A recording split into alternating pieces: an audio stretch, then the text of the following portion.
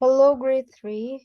How are you? Let's start in lesson 13, which is talking about the Cherokee legend Yonder Mountain. The first word is examined, and examined means tested. So the hiker examined that tree and saw claw marks left by bears. Peak. Peak means top of something. So this goat lives near the peak or top of mountain. It likes high rocky cliffs. Fondly means gently and lovely. Wolf mothers treat their pups fondly. They are always kind and gentle. Steep. This mountain is steep. It reaches straight up into the sky. Look at the mountain. It's steep. Rugged. Riders on rugged trails go softly to avoid bumps, rocks, and holes. Rugged. Mist. Most animals enjoy a gentle mist but look for shelter in pouring rain. Mist. Mist means foggy places or having some water drops in the air. Pausing. Pausing means stopping. The buffalo in this stream is pausing or stopping briefly to drink. Pleaded means to beg someone. So this hungry eaglet pleaded with or begged their mother for food. Now let's start on our text, which is titled Cherokee Legend, Yonder Mountain. Its target skill is to compare and contrast. Here we are going to have three different characters. They will act differently and they will have different thoughts and feelings. We need to compare or find the similarities between them, and we need to contrast or find the differences between them. And now let's start. Its genre is a legend, and legend means a story told by people have told for many years. So this story is told for many years, so it's too old, and it's sometimes told to us by our parents or grandparents. Yonder Mountain, a Cherokee Legend by Robert H. Bushybead. Let's start. We have the main character, which is Chief Sky. Chief Sky is the chief of a land called Cherokee, and he has grown too old and he wants to leave his management to one of his sons. Before that, he decided to test them whether they deserve to be chiefs or no.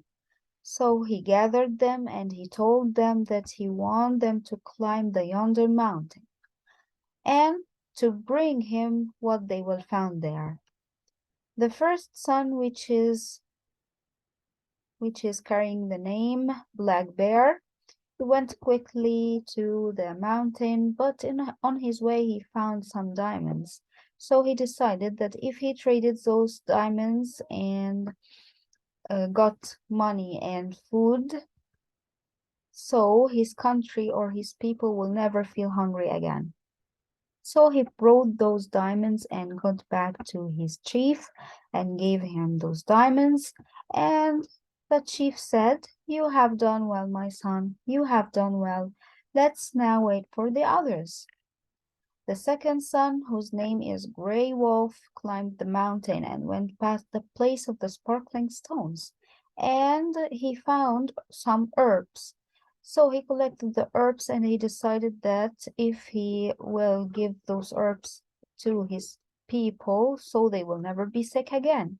So he took the herbs and got back to his chief. His chief said, "You have done well, my son. You have done well. Now let us wait for Soaring Eagle, our lost young man."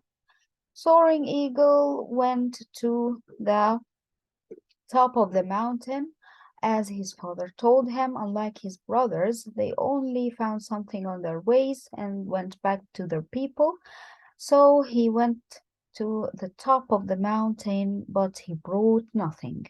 After 7 days, he came back while his legs are bleeding and his clothes are torn, and he found nothing. He has nothing in his hands.